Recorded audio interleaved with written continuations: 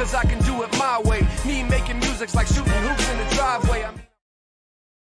All right, welcome back to Mastered with Mike, the show where we sit down with people who stepped out of routine and decide to master something that moves them. Today's guest is a perfect example of what can happen when curiosity meets obsession and when a young entrepreneur is given the space to build instead of just memorize. I'm joined by Michael Swetlowski, a co-founder and CEO of Opsin AI, a B2B AI agent, an automation company. But what makes Michael's story unique is how early it all started. It started in high school. Incubator EDU didn't just change his life, it launched his entire path. Mike, welcome to the show. It's very nice to meet you. Thank you for having me, Mike. Looking forward to it and talking about AI education and everything involving that. Yeah, man. So, where are you from, Mike? I'm from Barrington, Illinois, northwest Mhm. suburbs of Chicago. I'm born and raised here my entire life. My parents are originally from Poland, but I'm a Chicagoan. That is awesome. That's awesome. Um, and you're a high school senior, correct? I'm a high school senior. Yes, in my last year at Barrington. Before, no, last year I took an incubator as a junior, but it's my last year. Yeah. Oh, well, that's awesome. Well, let's take me through what you're like as a person and your interests, and just we'll build up to the incubator before that. So you can just take it away. I've always been someone that doesn't really like no. So whenever like I couldn't do something, I was going to figure out a way to do it and always like just crafting new ideas and things like that. Business, AI. The funny thing is that if someone would have told me that you're going to be owning an AI company like 2 years ago, I would have said there's no way because I don't know how to write one line of code. I hate coding. Anything software seems foreign to me. I still don't know how to code. AI does a lot nowadays. But yeah, I've always been interested in flying. I'm going to be studying flight science in college actually. I mean, my Nice. private pilot's license this year. But yeah, but entrepreneurship business is something I've been brought around in. My dad owns a trucking company, like Hmm. most Polish people do, either Yeah. trucking or construction. So and I've always been like, brought around entrepreneurship, like brought up kind of like in a way to think about different things and um just saying no, going, Hmm. seeing, learning new things, discovering new things has always been something that I was into. That's awesome.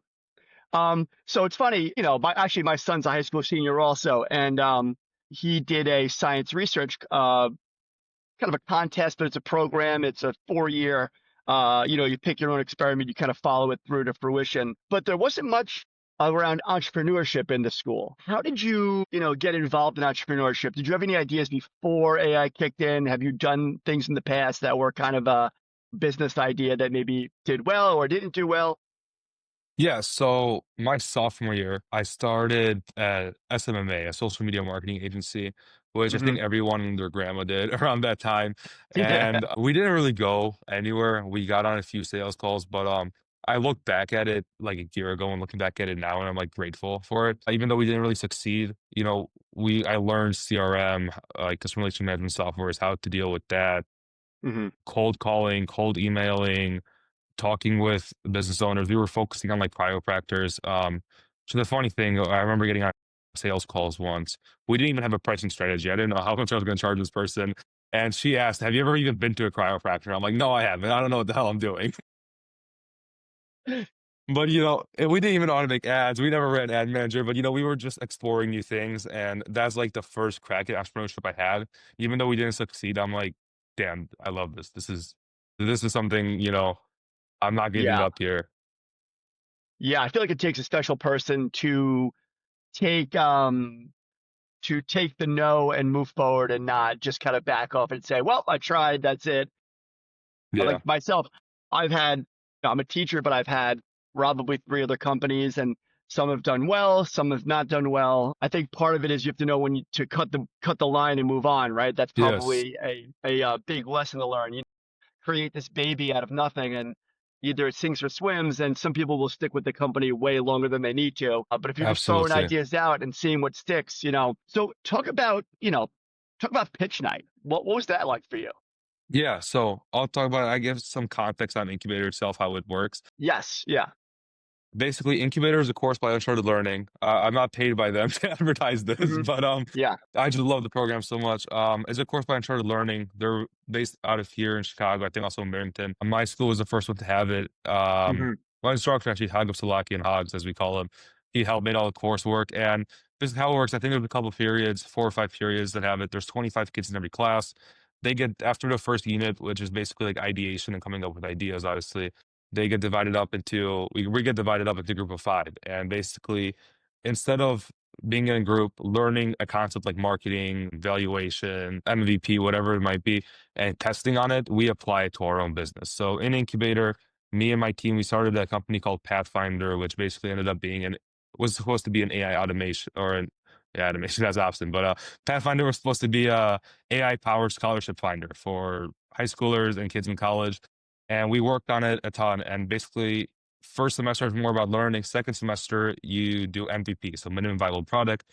You go up to the board in February. It's a board of venture capitalists, all from the Barrington area, and they fund the businesses privately. So we got $500 in funding for MVP to basically build out a proof of concept. And we worked hard, not to brag, but we did 1.3 million views without spending a single dollar on Instagram. So Holy that shit. I don't know if that's an incubator record, but I go around saying it is because I'm pretty sure it is. I don't think anyone's beating us anytime No. soon. I mean, good on them if they do. But aside from that, which wasn't my thing, that was my CMO's Teo's role. But Ah. what I did, I focused on building out the back end. No one else really was interested in doing it. So I'm like, all right, well, we need one, so I'll make Yeah. one. And about like I just spent time learning Zapier at that time, APIs, all that stuff. And I basically built out a whole backend automation using AI for Pathfinder, which I don't know how the hell I really did it, but I did it. And now I do know how to do it if I had to do it again. But at the time, it Dude. was kind of foreign to me. But yeah, I built this up. We went up to the board. The board was like, yeah, this is pretty good. You guys have going on, I think one of them said something. They were like, we're the first team in however many years that ever mentioned Zapier to them, which is like an AI automation software, if people don't Yeah. know what it is. And they chose us. At the end of the year, out of 25 teams, they choose 5 to go up onto a stage in front of the auditorium and pitch their company. So we were on the team that got picked, and we went up in front of and the auditorium has the capacity of 700, probably only 100 or 200 people there. But Yeah. we went up, we pitched our literally at 16. I pitched a company for $11,000 to a board of venture capitalists, basically like Shark Tank. We didn't end up getting funded that night. 3 other teams did. All of them, great ideas too, and they're all doing pretty good, I think. I know at least one of them is. So yeah, but one of those things is whenever I go to do a presentation in class or anything like that, I always had the mindset, this doesn't matter in 15 years. If I blow it, I blow it. And that's kind of what always kept me cool for like presentations, like big things. Like, this doesn't really matter that much, except for the fact that when you go up to pitch a company for $11,000 in front of a couple hundred people at the age of 16, you're gonna remember it in 15 years. So Yeah. it Oh was yeah. pretty. I won't lie. I was not able to like walk for like a week before that. I was literally like shitting myself. I was really nervous about it, and we had some stuff happening that week too with basically like an internal conflict thing that kind of resulted to a whole team dynamic failure that led to us also. I'm not gonna say that one person did something and didn't get funded, but Right. our whole team dynamic kind of fell apart Uh-huh. when it came to equity division like 4 days before we went up, because we pitched to the board a week before pitch night, and then they pick 5 teams after the presentations, and then you have like 3 days to prepare. And also you have 3 days to cut your presentation from 10 minutes to 8 minutes, which doesn't sound too Wow. hard, but it's pretty hard. Yeah, I can imagine. Yeah, it's pretty hard. But at that same time, they also said like by the time you need to go on stage, you have equity division. And our team basically had a whole nuclear explosion when it came to that, and our whole team dynamic kind of fell apart. So that kind of added to the mountain of stress. But looking back at that, I'm really grateful for that too, as that's something you learn. That's not something you can learn by opening up a textbook and reading it. You have to kind of live and Right. experience it, which was good looking back at it, but in the moment it was a disaster. Dude, well, I got to tell you right now. So, as somebody that I would pride myself in being kind of early with the AI also, but I'm really only proficient at Chat GPT and creating projects and prompts. But you're talking about Zapier. You're talking about digging deep into the AI infrastructure to utilize. How did you built a back end without any knowledge of coding? Did you just use Yeah. AI to code it? Yeah, so basically Zapier is really user friendly and it's like an old tool. It's been around for however many years. So Yeah. it's it'd be like drag and drop a lot, but not really. Wow. So we use Typeform, which is like Google Form, to collect all the Hmm. information about a person looking for scholarships. And Hmm. then basically my thought was, okay, I'll make a three-step automation, right? We take someone it triggers when the Typeform's collected, it goes Hmm. to AI, it finds scholarships, sends an email to the person. It's not that easy. Turns out that everything in an API call has to be JSON friendly, which is like a form of Yeah. code basically. Hmm. Um, Type forms are not JSON friendly at all. They have a ton of spaces, tons of lines. So what I did, I had basically just another AI. I had an AI in Zapier remake it for me, I but it love ended up it. messing up half the time. So then I went to GPT and I'm like, GPT, this is broken. How do I fix it? And it's like, here's a 67 line Python code to you to put in, and it reroutes everything. So I'm like, all right, cool. Amazing. So then this is the funny thing because I go up to the board and I'm like, here's the first step, type from is fill out. Step two, we wrote a 67 line Python code that takes the type form submission and makes it JSON friendly for the API call. But so that's how we did it. We had the type form, then we had a bunch of code, rewrite it so that it can go into the API, and then the API call, which API calls application program interface, and it's a Hmm. way for apps to talk to each other. So like it's the same thing as, I'm not gonna say something as copy and pasting, but like when you can log into Instagram through Facebook, something like that, right? The apps talk to each other. And um, basically what we have is that once we have that whole block of information about the person, and we just have a prompt, like here's the person, use your web search and find three scholarships for this person, format them this way, here's the template, this is the person, this is the block information about the person. Then the Hmm. AI goes ahead, takes a couple seconds to think about it, and gives us an output, it's basically a formatted email. We put that into an email little block into Hmm. Zapier, and it sends email. And then I also put two more nodes to update our CRM. And that's something, I just figured out how to do. A lot of Hmm. things when I don't know what to do, I literally just take a screenshot, put it into GPT, and I'm like, how do I do this? And it's Amazing. gotten really good at figuring it out. So Yep. even when I was building whole thing, like API calls, like itself, if one dot's off, it's all messed up. So I'm like, fix this for me. I take it, put it in, fix it for me. There's a bunch of the different like websites you can go in and just paste it in and tells you if it's good or not. And then Hmm. I'm like, okay, cool. And then I put it into Zapier. Now we don't use Zapier anymore because we use NADN, which is like the premier AI automation and agent kind of tool. So we use that for everything. But back then we were doing that. And a How cool is that thing, different than the GPT agents that are on? Because I'm probably going to like yeah. pick your brain right now, but how is that different than the GPT agent that you can already get through ChatGPT Pro? So the GPT agent, basically what it does is like you can connect it to like Google Docs and it writes something in your Google Doc for you. Hmm. What an NADN agent is basically your own AI with its mind. So it's Wow. kind of it's different than but the GPT agent is really the personal assistant that does stuff for you.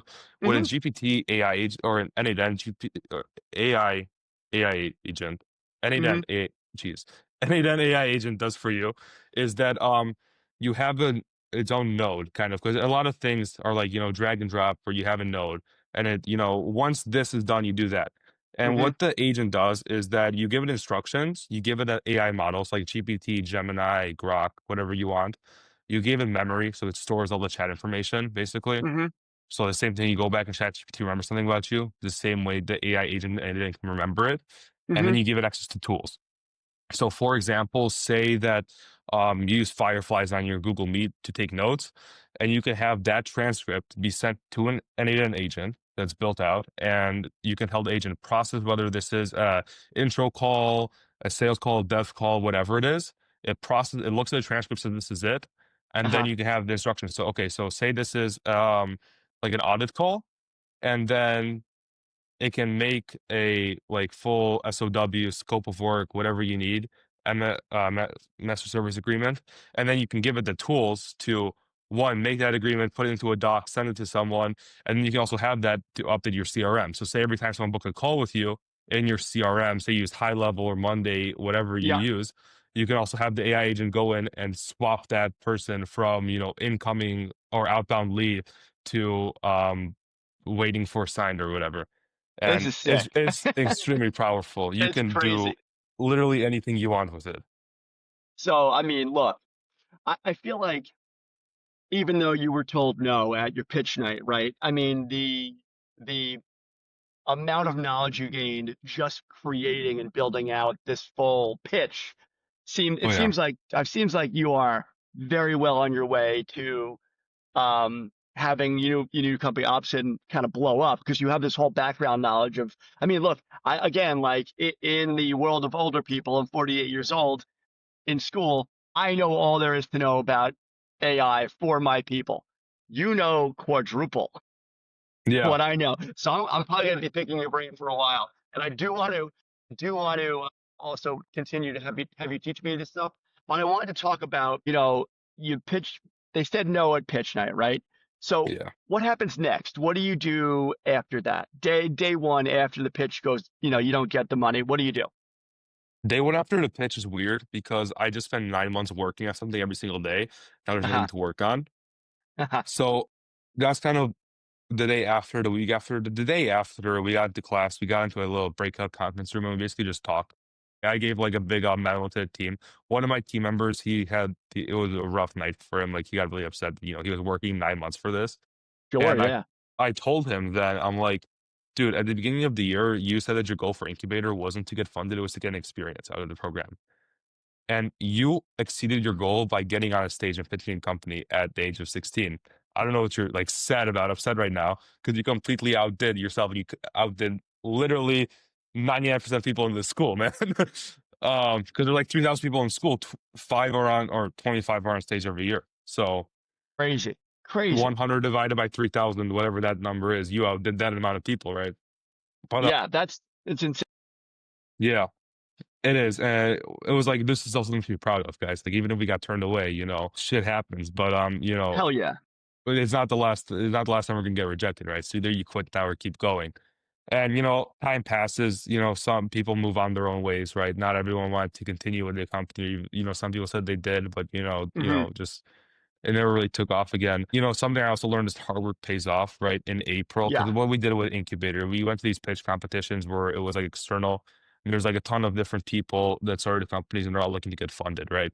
And we're Hmm. one of them. And also with Incubator, every group has a mentor. So That's whatever, good. it's entrepreneurship or entrepreneur, as my mentor called it, wantrepreneurs that that never really did Yeah. anything, but are there for some reason. But my mentor, he sent me a text while we're at a press competition and said, I'd love to offer you a job in my company, a jet station Amazing. over summer. I'm like, yeah, hell yeah, I'm taking it. So Yeah. that's one thing for me. Like, okay, day after, I'm like, day after, week after, I'm like, okay, let's get started with this, right? Because I'm being an AI specialist with this company now. But that's what kind of moment of realization I had that hard work for ways pays off, right? Because I sat down, did the hard work when, other people in the team couldn't do something, we did it. Um, Hmm. Took the initiative. One thing, if anyone ever asked me with one word about entrepreneurship, it's initiative. Because you gotta like, Right. take the initiative to do something like I did with building out a backend that I had no clue about. It ended up Hmm. working. Reduced our delivery time by 1,440 times. Remember that from the from the presentation. Amazing. But Amazing. yeah, and that's kind of, now looking back at it, something I always say is that failure isn't no that's failure isn't the opposite of success. It's part of success in the long run. Sure. Like, Sure. you're not gonna be successful if you don't fail. Like, if you do, you're lying to yourself. Either if you're saying that you're successful and you never failed, either you're not successful or yeah, you're just Yeah. not successful. It's funny. When I was launching my second company, Dateability, I had launched like a social media platform for special educators, and it was fine. It was back in the very early days of social media, and when there was like a social media for everything, right? Like there was like a side kind of like a Facebook for this or a Snapchat for that. Anyway, I wanted to launch this software company, and I know nothing about coding as well, also. And talking to my dad. My dad is just one of those people that can pull stuff out of the air, right? He's a salesman who created a nano bubble company, and whatever. Long story short, he's like, look, there's something to be said for creating something out of nothing, right? If that thing fails, you made this thing out of nothing, and that is really, really cool. I'm like, you're right, it is pretty cool. So it's almost magic, really, that you're willing a company out of like thin air. You're putting Yeah. all the time and work into it. Speaking of which, what did you give up? Like, you must have sacrificed a lot to get to where you But yeah, were. sleep. Sleep, a lot of sleep. Yeah, but That's honestly most of it. Just didn't Yeah. sleep a lot. The Yeah, I build, can't especially building imagine. Pathfinder, there was a like time in February where like I was just like dead walking for like 3 weeks. I didn't know what the hell was going on, dude. Yeah. But yeah, that's part of it. Just giving up like basic things like, oh yeah, like I have to do this, can't go out right now, whatever. But What are your giving up. hobbies other than that? What do you like to do besides create companies? Basically, if you ask anyone what sports I watch, there's Hmm. only two answers. It's boxing and MMA. It's two things I Nice. love. So Nice. I don't watch football, don't watch basketball, don't watch baseball, know nothing about it. It's boxing and MMA that I loved for a while. So those are like my hobbies, and then obviously like flying too. Um, That's amazing. it's like two Yeah, different worlds, kind of just flying, totally. nerding out about that stuff, and then also like getting beat up, watching people get beat up, right? Well, it's But funny too. I mean, those like main card fights are at like 1 o'clock in the morning also. So you can't like, oh yeah. I mean, there were I forget which UFC event it was for, but I'm watching like the prelim fights, yeah, and then I have my MacBook and I'm working on stuff. So it's like I'm looking up, all right, cool, and then writing away whatever I'm doing, and that happens. yeah, I listen, mean, I don't do it as much, but during while we were in incubator, that was happening that's listen, that's important. You have to multitask. And actually it's funny you all the say you, time. you like flying. Actually, I have a very good friend of mine. His son is an engineer for one of the two electric plane startups. I forget Okay, which one it is because his wife is in the other startup. One's a VTOL that takes off yeah, vertically. The other one takes off from water. And I know one of them at least is actually in the phase where they're actually flying them. So he works for this nice, company. He's an engineer for the company, and so he just got flying lessons. So hey, listen, that sounds like right in your alley right there. So yeah. all right, tell me about Opsent. What is it? What does it do? You've cut your teeth on, finding grants for college kids. What does Opsent do? Yeah, so with option with the idea behind it, like I learned this AI stuff real quickly, and Hmm. then I worked with an AI specialist at the company over the summer. So I kind of found this new thing that I like, I guess you could say love. And I was talking to my friend who's also an incubator. He got funded. His company was Blazeboard. He got funded, Hmm. and he did the second year program called Accelerator, where it's all about like legal filing the company. I don't know. I'm not in it, so I can't tell you Yeah. as much as someone that did. I also talked to him about that. But it's basically a second year program going above and beyond of what Incubator did. Hmm. And if there's anyone I want to talk to about like business entrepreneurship, it's him, Dennis, because he's the only person that I knows about it, like I do. Hmm. And basically, it's what Option does is that we just do AI automation, AI agents, automate our motto is automate the overwhelm, repetitive tasks, annoying tasks, just stuff that has to happen that takes human time that really shouldn't, like Hmm. updating a CRM, whatever Hmm. it may be, sending emails. Like, there's no reason people should be doing that right now, Hmm. so we will automate that. Thank you. If Thank you. yeah, if like the same thing, okay, we're doing Instagram posts or whatever, cool. Why is the marketing team at said company focusing on putting out Instagram call posts or Facebook posts when they can be focused on high ticket outreach to partners, right? It's Yes. like, what the hell is that? Like, right? So Hmm. automating just busy work, basically. Amazing.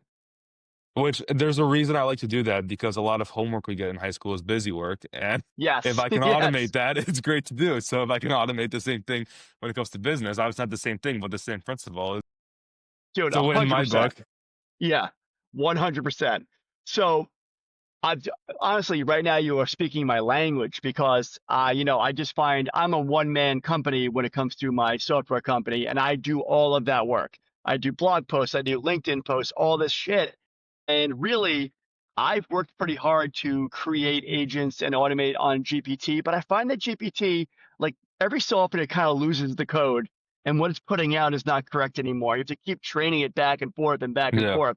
How do you avoid that? Like, how do you avoid I don't know what it is about GPT. It's the one I use the most, but like I'll find that I have it create all of my worksheets and whatever for school, but every so often it'll put like a hand where a foot should be and a foot where a hand should be, and it starts to kind of lose what I taught it. So Yeah. how do you keep the your AI option like on task and correct? Yeah. So I think GPT's actually gotten a little better at it now, but Option isn't like its own AI, like there's GPT, right?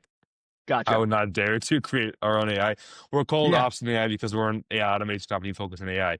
But Gotcha. most of our automations run on GPT. If there's something more personalized that a client needs, we'll use Grok, which is pretty good at personalization. Hmm. Hmm. If we need something in the generation, video generation, it's still pretty beginning. Google has released this awesome new Yeah. image generation platform called Nano Banana Pro. It's Hmm. insane. If you haven't used it, go check it No, out. I'm gonna check it out. Yeah. It's crazy the picture. I should have pulled something up to like show on the podcast, but it's insane. But basically what we do with our AI agents is that, we build out the agent itself, which is a node, and then we choose the model we want for it, and then we give it a specific prompt. So we have a prompt on our website. We have a chatbot, and that chatbot is really simple. It has a webhook trigger. So when someone sends something, that gets sent to the AI agent. Then there's an AI agent, and all it says is, here's option. Here's like 3-page doc about what we do. Here's the message, respond to it. And then it's connected to a GPT model. I'm pretty sure it's connected to GPT-5. We have like the memory. So if someone keeps talking back and forth to it, it remembers the conversation the same way Hmm. normal Hmm. GPT does, and then it doesn't have any tools. We scale that for layer clients. So if they need like something that takes 5 agents, there's 5 agents in the workflow. But Hmm. a lot of the things is really good prompting on our end. When we go to put in the AI agent, it's not like one line, but it's something really refined. And AI helps write the prompt for itself. I'll Sure. say, I Yeah. have a prompt for AI that's this. Make it so that you understand it because you're like the one using it. And Like a obviously, like, Lyra, one of those. Yeah. yeah, Lyra or Depth or one of those. Yeah. yeah, and it's like I use GPT to help out all to like the app itself or the website itself, productivity, go back and forth with it. When it comes to Hmm. building the AI agent on like NADEN, we're in the NADEN software and it's all going.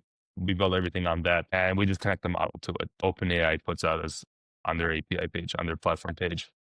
So how do you avoid and this is like going off the mastery part, but I have just a question. Like, it costs money, obviously, to use Yeah. OpenAI. So is it cost effective for you? Like, what's the pricing model for yourself, for you to use all the different AIs? And then what's the pricing model like for, so a consumer that wants to use your product? Yeah, so for Opsin or for anyone that uses like OpenAI's API, it's not too Hmm. bad. It goes off a token system. It's really Hmm. cheap. You can get a lot of it depends what your client is doing, right? But Right. if you're like we are like $5 takes us a long way. Like when you're paying for the like GPT plus, let's say, Hmm. or Grok super heavy, whatever you want to say, you're paying 20-30 bucks a month for it. It's costing OpenAI $3 in their tokens for that. The API platform is very much about just using their software and their service and not really like getting a huge profit off of it, which Right. I'm sure they're still getting on like the per dollar amount. But Sure. it's yeah, they have to, but it's much different than that. It really it's pretty cheap for the AI token itself to be used. That and then how we for like our clients, what we do is that we have a basic dev fee that it'll be like this is the amount we're going to charge to build something out for you. We don't do cookie cutter stuff, so everything Hmm. is made straight for the clients. But it was it's a premium service. It's not that Great. you're going to Home Depot and buying a cabinet off the shelf or making the cabinet for you, right? Hmm. So Hmm. it's I very like specific that. to what the yeah. I I just made it like on the that. spot. I love it. I love it. Yeah, yeah, and we're making everything for the client themselves, whatever they need. We get an audit call with them, and we work with them to make some a product for them one on one that they're going to use. Hmm. So we charge a depth fee for that, and then it's up to them whether they want to host it on their end. So if they want to have their own AN account where they host that on, where they host the automation on. If they want to have their own Lovable account where they host their front end on. If they want to have their own Supabase account where they where the database is stored in, that's up to them. Or we can do it for us, and it depends on the pricing. So if you want to do that, if the client wants to host everything by themselves, you're going to be paying for those subscriptions too, right? Hmm. And then we also charge like service fee, monthly Hmm. service fee. So it's optional, obviously. But let's say something goes haywire and you need to get something fixed. If you're paying that service fee every month, we're going to go in and get that fixed for you right away. Other than that, if you come back to us in like 6 months and something broke, it's like, cool, here's a dev fee to fix that for you, right? And I'm sure our pricing strategy is going to change over time as we scale and build. Hmm. If we're not changing it, then it's probably not right. So, Right. Of come back in course. 6 months, it might be different. It probably will be different. But that's how we're rolling right now. It's amazing. So who's in your company? I mean, it sounds like you could probably automate the whole company if you wanted to. So who do you have working with you? Yeah, so with me and my co-founder Dennis, who we Nice. talked about an Yeah. incubator, also an accelerator, and all that. So I focus mostly on doing the engineering itself, which also you told me Hmm. 2 years ago I'd be focused on the engineering. I'd call you crazy, but look at me now. Still It's can't write amazing, one line dude. of code, but I'm doing it. You don't have to. You don't have You don't have to. to anymore. You really don't have to. People say like a lot of things holding them back. I'm like, well, first of all, it's probably just a mental block that you have, but also like AI, use AI, it'll help you. And Absolutely. then he's been focusing on outreach and stuff like that, That's awesome. helping him along with that. And then there's not much of like day-to-day operations and stuff like that with a two-person company. If we had like a 15-person team, it'd be different. But I guess you My could say like advice, operations and stuff. keep it small. That's my Yeah. advice. I mean, in the other companies that I had, I always had people, and it's whether it's friends or family that they're like, well, I want to put in on it. I want to be part. And it's, first of all, Yeah, it's no, not a good idea to mix friendship. Well, unless you start never. the company together, right? And you and Dennis Yeah. sound like you have a good relationship with that. But if it's like a cousin that wants to buy in, no, thank you. No, No, no. thank you. Yeah. Small, lean and mean, lean and mean. There's no reason to get, more overhead than you need. That's something, yeah. We had that because Dennis had a friend that was also an incubator and he wanted to loop him in. I'm like, hey, we can talk to him. We talked to him for a bit, and then Dennis was like, I really want to. I'm like, look, we can talk to him, but at the end of the day, we don't really need him. And Right. um that's equity going out too that we could have that we don't need to give away, right? Mm-hmm. And I said, look, if you want someone to take care of sales and outreach and stuff like that, we can. I wrote up an offer letter. I sent it to him. I'm like, here's what we can offer Mm-hmm. you. He said, no, I don't really want it. Doesn't interest me. I'm like, cool, bye bye. That's fine. Right? Yeah. Good. Yeah, and then it's like, because here's the thing, the guy's cool. He's a cool dude, right? But also, I'm not gonna give him a job because I like him, right? I'm not Right. gonna work with him Right. because I like him. I'm like, dude, you're a cool guy, whatever. But this Yeah. is professional. This is what I can give you. Yes. If you don't want it, don't worry. He said I don't want it. I understand. I'm like, all right, cool. We'll You got move to our bring separate ways. value, right? Exactly. And whenever people wanted to put in money towards a company that I was running, I would always say to them, I don't need your money, I need your value. What is it that Yeah. you bring to the company that is something that I can't pay for or go hire a salesperson to go do, right? What are you bringing? And, the thing is, when people see a good idea, they want to be a part of it. So obviously, Yeah. you have a good idea. And to the level that people understand what you're doing, they have a good idea. But it's a great idea. Knowing a bit about AI myself, I can already tell that this is something that's going to blow up, which is amazing. So now you are high school senior. Are you going to college? What are you doing? Like, where's your head at now? Yeah. So my main school to go to is Western Michigan right now Nice. for aviation flight science. I applied to like North Dakota, St. Louis, those schools, right? But Hmm. Hmm. we'll see what happens. We'll see where I go. And no matter what, I want to do aviation. That's something I like. I love traveling. Sorry Yes. we couldn't do it last week. I was out of country for It's all good, dude. Thanksgiving. But yeah, I love traveling, price hacking. Like whenever Yeah, we book flights or anything, I'm always the one looking at it. Love getting cheap flights, right? Not totally. overspending. So if I can find $500 to Europe, I'm going, right? I went over Yeah, to summer alone and all that stuff. But absolutely. yeah, so that's why I was on to be a pilot because I love traveling and just seeing new places, meeting different people. So, if let's say Option blows up and I'm making enough money where I could travel without having to fly, if I don't need the job to fly, obviously I'm gonna, just do it like that. But it's a pretty good being a pilot is a pretty good way to travel. You're getting Yeah. paid Oh, for yeah. it and then getting more benefits on top of that. There's not really a better way. And you don't I have to have deal with people in the back if you're if you're not a flight attendant, right? So yeah, absolutely. you don't have to. I have a friend who created a luxury travel company called Lucia, and basically it's for people that like high level clients that want to book a full kind of like, experience, right? So you're not going on Expedia, or you want to go to Greece. You want someone on Greece's end to set up a whole thing for you. So Yeah. same thing where it's almost like an automated back end for a travel experience. So there's a lot to be said for automated backends, just in Yeah. general. That sounds great because I was literally in Greece last week and I was using Apple Maps to figure out public transport and it was a mess. No, of course. So listen, tell me, so where are you at now with Opsin? Like what size is it? Do you have clients? Are you, where are you? Yeah, so right now we're at a point where we really want to scale. So Hmm. what we spent the first 4 months doing is really focusing on nailing down what we can do and, Hmm. how our operations and what we're doing looks like. So right now we're going to be focusing on is really scaling our outreach. So we've been looking into a software to do this really cool LinkedIn outreach where it actually it's AI that mimics your voice. Hmm. And Oh, it's really wow. good because I had someone use it on me. Because on Nice. LinkedIn, everyone sends you 500 DMs a day, and I had Yes. one guy send me a DM using a voicemail. I'm like, yeah, it's a really good way to catch someone.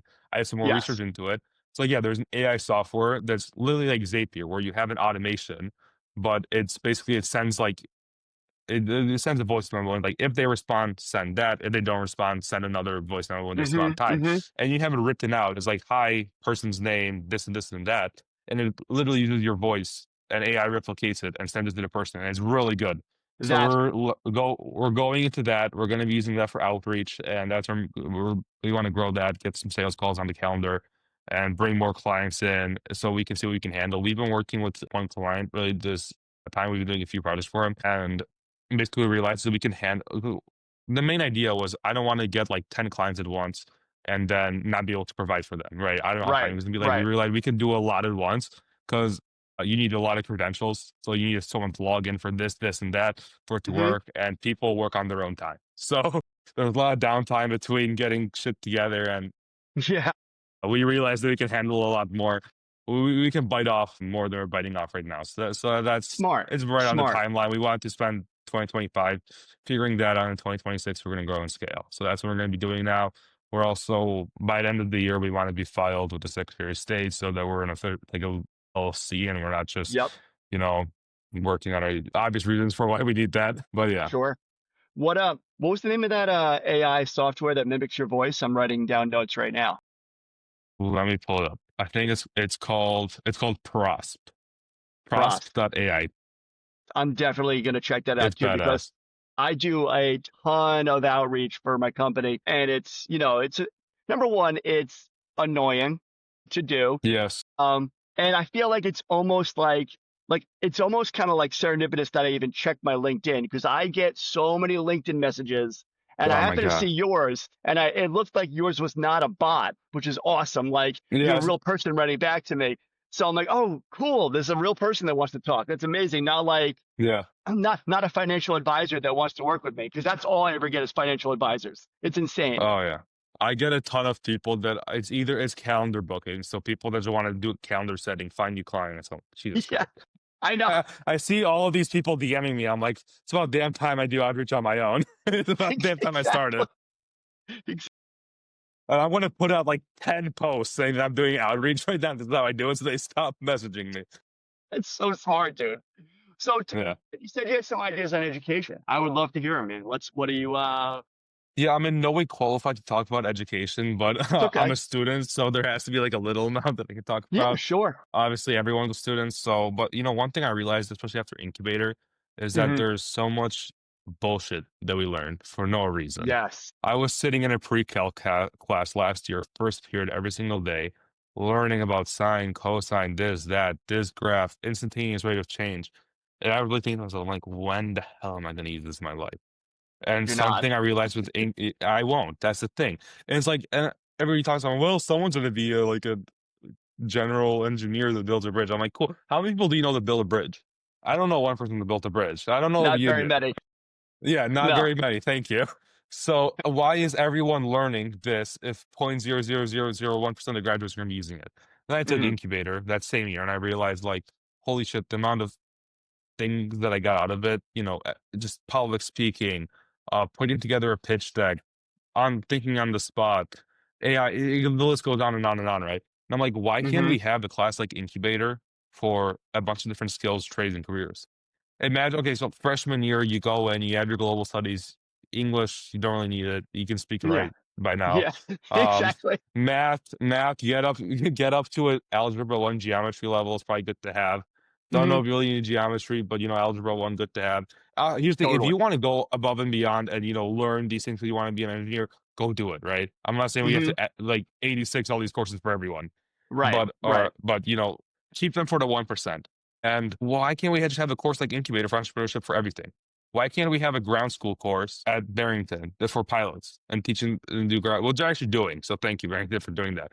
It's awesome. I'm pretty sure one of the local high schools around here also has a course like incubator, but for building construction, where kids come in at the beginning of the year and they like build a house or something, or they help, they work with construction students to actually build it, and they're learning a concept about construction. And instead of being tested on how well you like put something together and woodworking, you're actually building the damn thing, and someone Yep. ends up living in it a year or two down the line. Why can't we have that for a bunch of different classes? So freshman year, you come and you have your basic classes, your basic understanding. If you want to do all the stuff we have right now, go ahead. And you have 3 years of high school where you can explore like 5 different things. In 3 years of high school, you can explore 15 different career pathways. By that time, we're going to have people knowing what the hell they want to do. The dropout rates to Hmm. college are going to be lower. People are going to be switching majors much. They're going to know what they want to do. They're going to be passionate about what they do. And we're going to have a workforce of a bunch of smarter people that are passionate about what they do. And you don't have a guy coming to your house doing door to door that wants to like jump off a cliff because he could find a job anywhere else. He doesn't know what he wants to do. You know what, Mike? Listen, it's funny. So I actually work at the school district that I went to school in as a kid. And I remember back in the day, there were a lot of, there was, contracting, there was like electrical work, but those things, they've gone away. And I will say that at least with my son is, again, is high school senior too. And he has to take, if you want to get into a certain level, X college, a certain level, Yeah. you have to take X amount of AP classes. Yep. And he had to drop band, which he loves, leadership, which he loves, to take AP Calc, and which he's never going to use. And Never. so they Not once. almost force you to drop the things that you love to look good so you can get the dog and pony show and get into a college that's $95,000 a Yeah. year. Exactly. Whereas you have a guy And like while you're you, taking all those APs, you're taking all those crazy. APs and you're paying the same company college board for the Yep. same damn thing. Yep. Yeah, man. It's the Look, biggest scam I've ever seen. it's a It's like worse racket. than healthcare. Yeah, don't even get me started with healthcare. Man, Yeah. like, I think you're dead on. I think you're dead on with that. There's a lot. We even talked about why is there no financial literacy classes in school? Like, Yes. taking a loan, how to pay, half the kids that have credit cards have no idea how credit cards work. They're just like, No. oh, it's free money. Cool. I'm like, no, No. it's not No. free money. Don't. Please don't. No, please You have don't. to pay it. I saw a video on TikTok of a girl that started crying because she was using Apple Pay. And she was crying and she was like, "Did you guys know that Apple Pay actually takes money?" I'm like, Jesus. And Man. I'm like, we're teaching pre-cal? Yeah. Maybe stick with don't swipe for everything. Well, listen, they got rid Yeah. of the penny. The penny's gone now. So we're Good. on the way up. Let's start rounding prices up, or actually round them down. So, all right. So you guys are scaling. I like the idea that you're focusing on quality over quantity, right? You could probably go Yeah. big if you wanted to, but then your product starts to decline, and you don't want that. It will crash eventually if we just focus Yeah. on money, right? And I like the fact that you have built almost a future-proof company where you're not trying to recreate the wheel and a new AI. You're leveraging the power of the current No. AIs out there, and your company will grow as long as they grow, right? So once the Yeah, of course. wars end and there's one victor, or they blow up the world, either one happens. Once that happens, Yeah. then you'll stick with the AI that's the master of all of us, our AI master, whoever that might be. Yeah. And, there'll be a few of them, obviously, because, just how it works. But, here's the AI is not going away anytime soon. It's going to keep growing. Hmm. It's this big revolution that we have in technology, right? Like, what, 10, 20 years ago, the phone came out, the Yeah. little Hmm. iPhone thing that looked like an AirPod case, the iPhone Yeah. 3GS or whatever. Yep. And now Yep. we have Yep. a 17 that has like an entire forehead on its back, right? So It's so it's a true. great looking phone. I'll die on that hill. I think it looks good. A lot of people would say it doesn't, but No, more cameras, I need more yeah, cameras. yeah. Well, But this whole podcast is recording off an iPhone. That's basically it, an iPhone and a podcast mic. exactly. So You it's don't need pretty more. insane. I think they recorded like some Apple TV show on an iPhone or Yeah. whatever. Oh And yeah. it's like, look at 20 years ago, 15, not even 20 years ago, it was 15 years ago when the first iPhone came out and what we have now.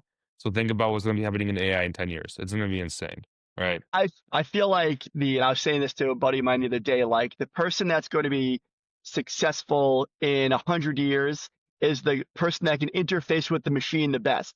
Like I don't know if you watch Yeah.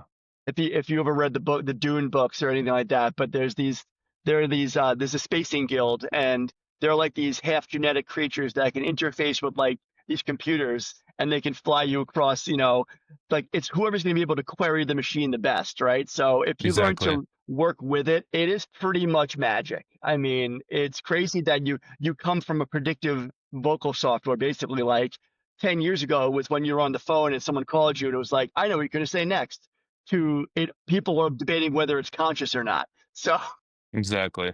it's pretty Yeah, and ridiculous. that's a good point you make. What people are talking about now about like everyone like the anti-AI crowd that's like, oh, AI is taking people's jobs and stuff like that, which to me is a really dumb thing. Which I mean, something that I'll whenever someone says AI is taking like jobs, I just tell them I'm like, how do you book your plane ticket when you fly somewhere? How do you book it? Like, oh well, I go on United, I go on Expedia, I book it. I book a plane Hmm. ticket. I'm like, cool. So 30 and 40 years ago, when you had to fly somewhere, you had to go into town, you had to go into an actual, travel office, you had to book a Hmm. ticket, and there was a person that worked there that sold you your ticket. Then when these software engineers came along and they made the websites for you to buy your ticket on, you start using it because it's more convenient. Things happening with Hmm. AI. And this is not called software engineers taking people's jobs. It's called structural unemployment, which is the basic economic concept that the economy Yes. was not technology, right? So, that's just something that also happening right now. People just don't understand a lot of basic things anymore, which is really sad. But Yeah, and it's funny, I don't see how it's taking anyone's job because yeah, everyone loves it. Any program you use at this point now has some sort of AI built into it yeah, that only makes the experience better. Like, I use Active Campaign for my outreach, for my CRM, and they launched about a year ago their automatic email designer. I'm like, this is fucking yeah, amazing. Like, it pulls my logos, it crafts it for me, it finds pictures, or if not find them, it creates them in real life so that I can now, like, it cuts my time in half.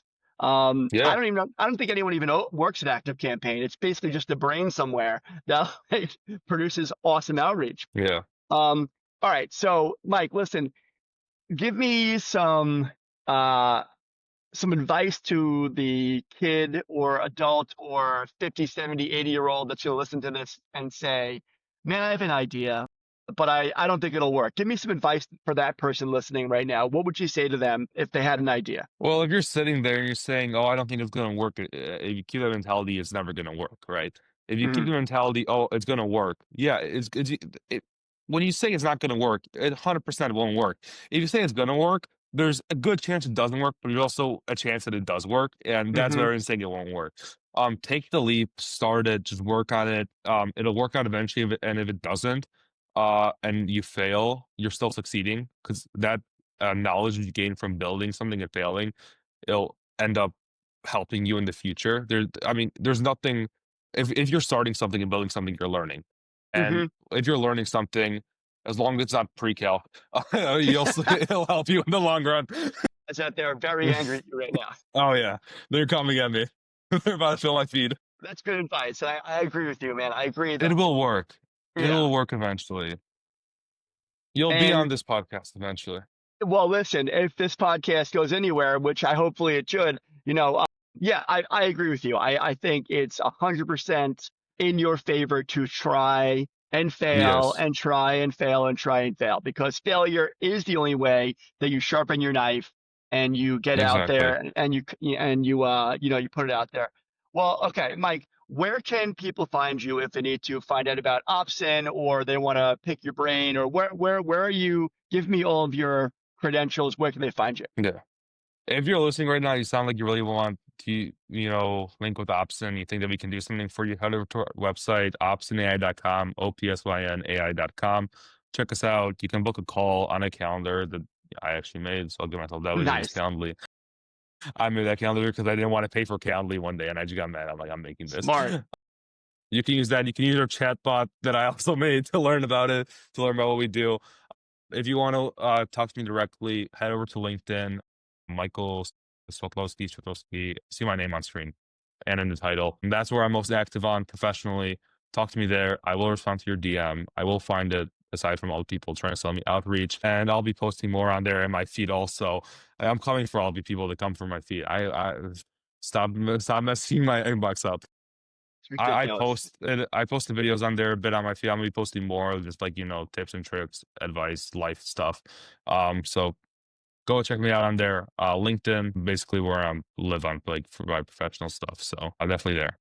Mike, listen, man, I wish you the best of luck. I'm gonna have you on again when you are a mega star and you're an I'm option looking blows forward up. to it. Yeah, man, for sure. You know, Well, you can fly hopefully your we're seat. like, hopefully you're number one on like Spotify podcast and all that stuff by then Here too. we Like go.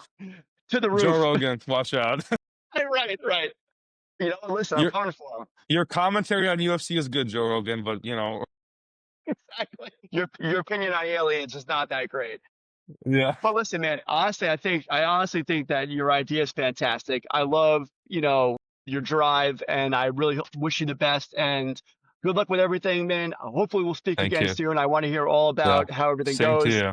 Yeah, brother. Listen, it's been great, and we'll talk soon. All right. Yeah, looking forward to it. Thanks for having me on. Have a good one, Mike. Take it easy, buddy.